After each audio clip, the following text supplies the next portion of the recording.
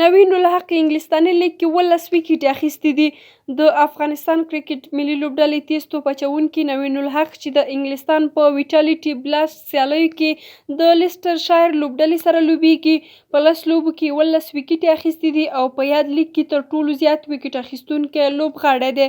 انګلستان لیګ کې 10 مخکښ ویکټ اخیستونکي: اول نوین الحق، لیسټر شایر لوبډله 10 لوبو کې 12 ویکټې اخیستي دي. دویم براټویټ برمنګم لوبډله 8 لوبو کې 15 ویکټې اخیستي دي.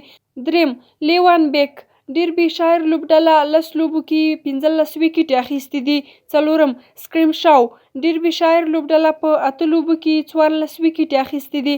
پنځم هوټسن ډیربي شایر لوبډله 10 لوبو کې 14 ویکټې اخیستي دي. د نوین ښه ځلېدا د افغانستان ملي لوبډلې لپاره ښه زیری کیدلی شي ځکه د افغانستان کرکټ ملي لوبډله اکتوبر میاشت کې نړیوال جام په مخ کې لري او نوین الحق یو له مخکښو او کلیدي افغان توپ اچوونکو څخه ګڼل کیږي. نوین الحق تر دا مهاله د افغان کرکټ ملي لوبډلې لپاره په 8 لوبو کې 14 ویکټې اخیستي دي.